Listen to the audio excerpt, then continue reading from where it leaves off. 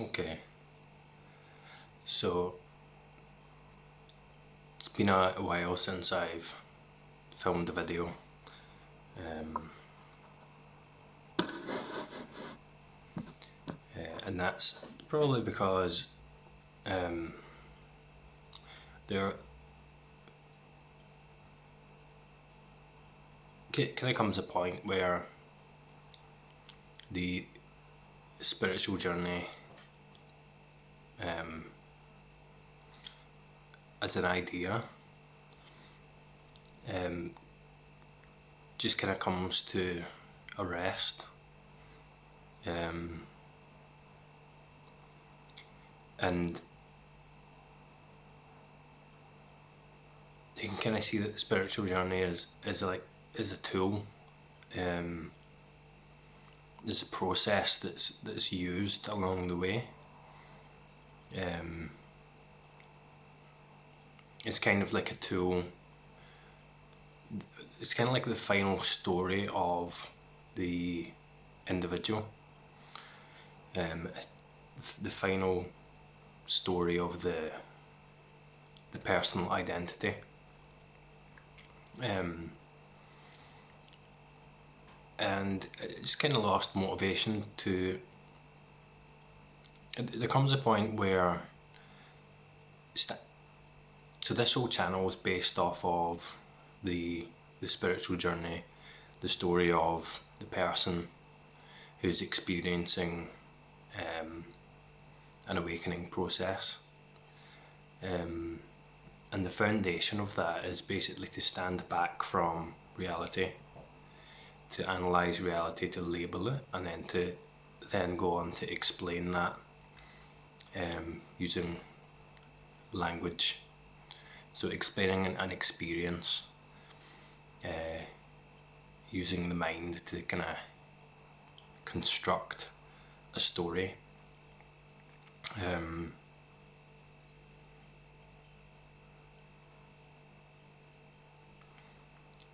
And there comes a point where that mechanism isn't needed anymore.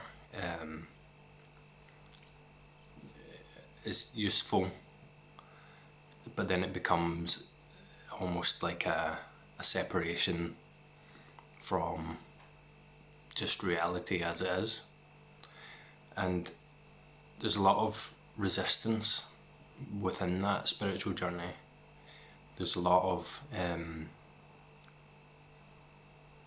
presupposition that presupposes that we're a person who is waking up. It presupposes we are someone who's going somewhere, someone who's trying to attain something. It presupposes that there's a journey in the first place, which there is for the person, but eventually that journey comes to rest, and there's no need to explain it anymore. In explaining it, we're kind of reinventing that identity to a certain extent, and that's fine. But so this whole channel was essentially based on it's based on a,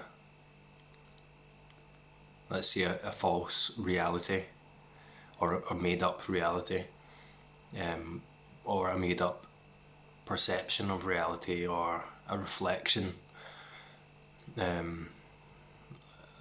reflection that's attempting to represent reality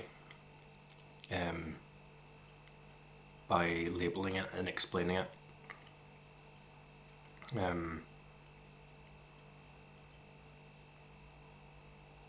There seems to be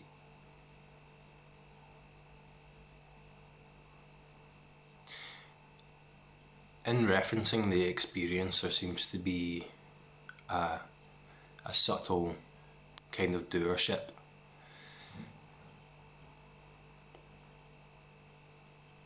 a subtle form of control, um, a very kind of deep attempt to solidify something into a consistent and manageable narrative.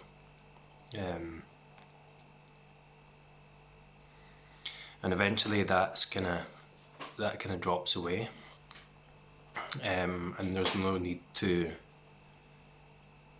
stand back from and analyze and create a kind of continuation, a story.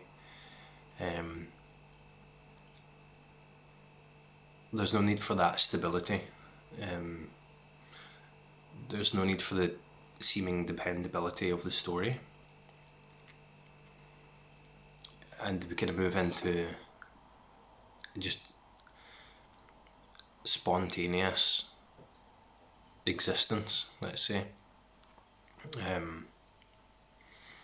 The illusion that we are controlling reality, or that we have the ability to control reality, it starts to fall to pieces. And it becomes more and more obvious that there's no control.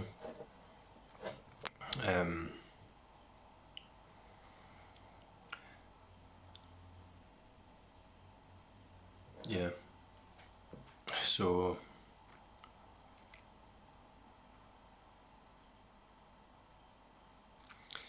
I also, I said from the beginning, there are layers of identity, there are layers of thought, and those layers go deeper than you could imagine. And you've got the kind of superficial thought narrative that it's quite easy to see past as fiction, although it's tricky for a while. And then we go further and further down, and it kind of exposes a lot of sensation and emotion,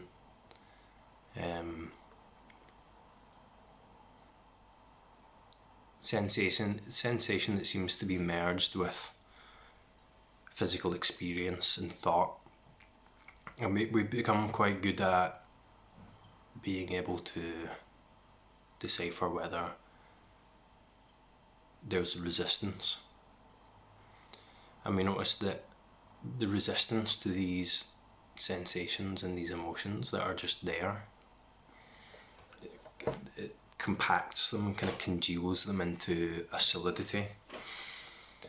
And those congealed solidities that seem to be in the body start to unravel and let's say surface and express, and we can really just experience them as they are, without the need to label them or categorize them or analyze them, without the need to further resist.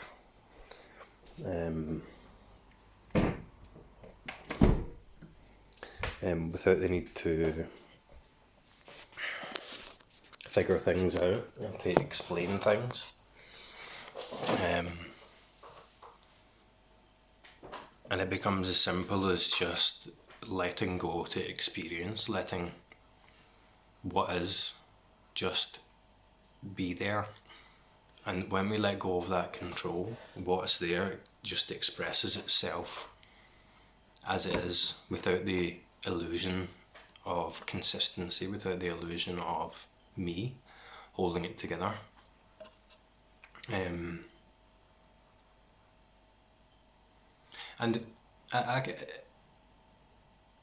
the mind knew this, and the mind tried to figure it out, and it didn't work. It's interesting, the earlier realizations and insights were very deep. It was all there all along, but it's this tendency to pull back and gather collect information, analyze experience, try and figure it out, and try and control it. That mechanism of resistance, once we can really see that, it frees a lot of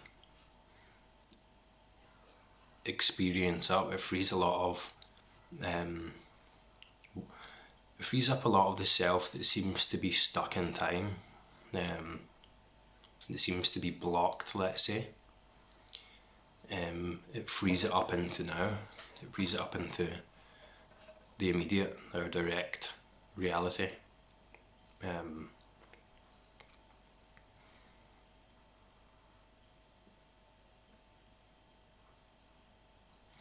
And there was also a tendency to collect experiences, like a value system based on experiences. The mind trying to construct an image of what is that isn't actually real, again to maintain some sort of seeming stability. And it's a very elusive, tricky mechanism or process that I think it just takes time to be able to be fully aware of it and for it to clear up, for it to become clear, to not be seemingly hidden anymore. That seems to take a bit of time. And it becomes more and more after a certain point about emotions, and we can see how these deep thought patterns and emotions seem to be limiting in our immediate direct experience of what's actually here. The illusion that there is someone here who's in control, the illusion that there is someone here that's separate from what's actually here.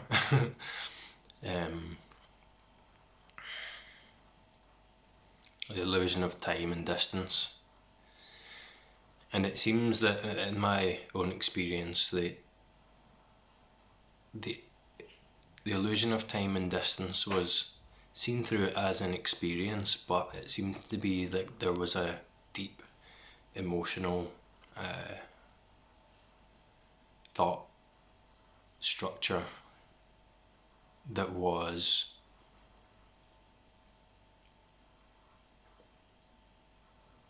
seemingly separating this experience from what reality is, if that makes any sense at all.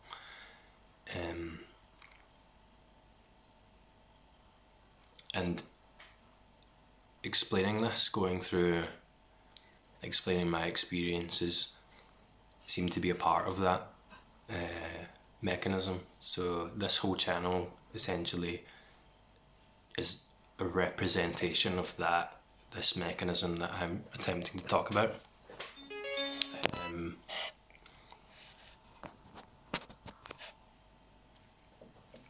And whilst engaging in that, it could be quite difficult to see it, if that makes sense. So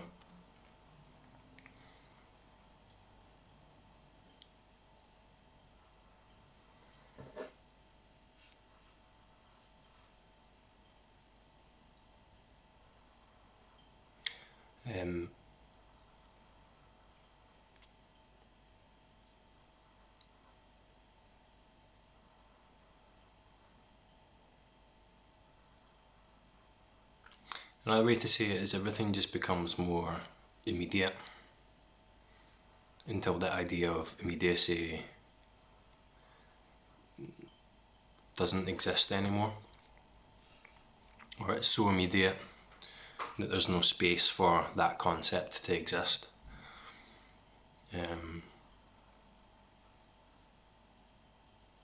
There's no tracer of the mind projecting forward and lagging behind, trying to congeal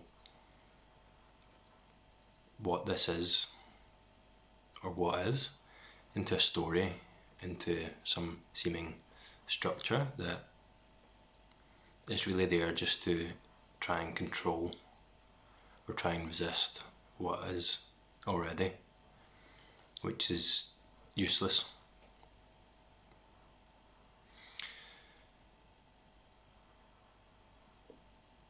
So now there's no me in here, there's no me out there. Whatever occurs in the senses, this experience, let's say the visual appearance, this visual sense appears here without a distance.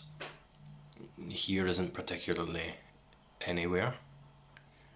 Over there isn't particularly anywhere. It doesn't seem relevant. It's not relevant.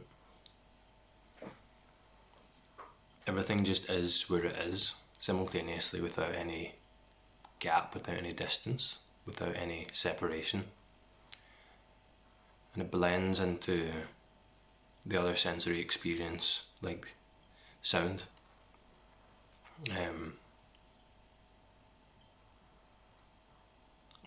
The sound just is where it is, which isn't particularly anywhere without anyone hearing it. It's just one seamless, complete, infinite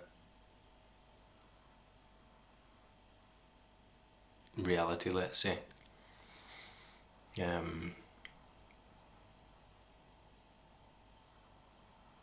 With no one at the centre of it controlling it, with no one who this experience depends on, with no one having the experience not belonging to this me.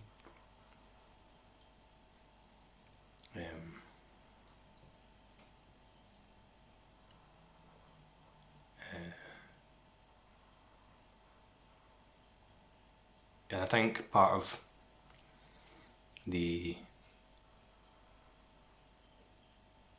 illusion was part of the breaking of the illusion is that trying to explain it only gets you so far, so eventually you just give up. But that also means trying to explain it to a self, trying to explain it to a reference point,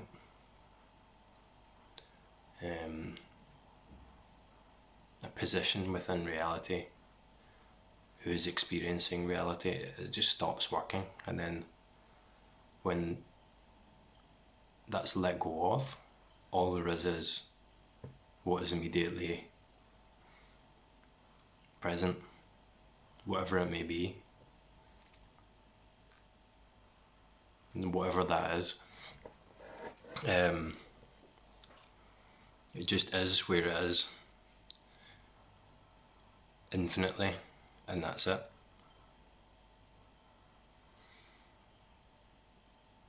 So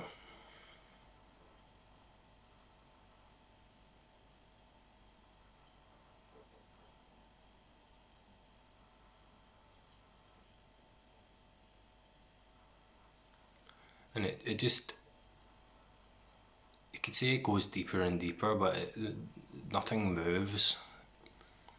It goes deeper and deeper infinitely, continuously, to the point where there isn't any movement. It's hard to talk about.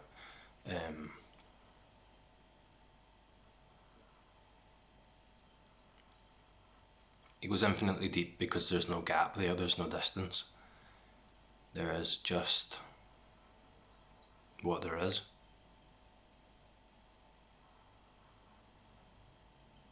Without it even having to exist.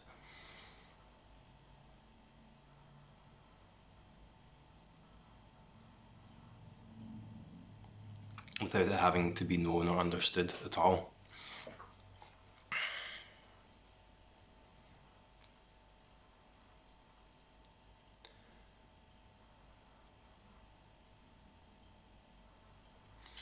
Anyway, that'll do for now.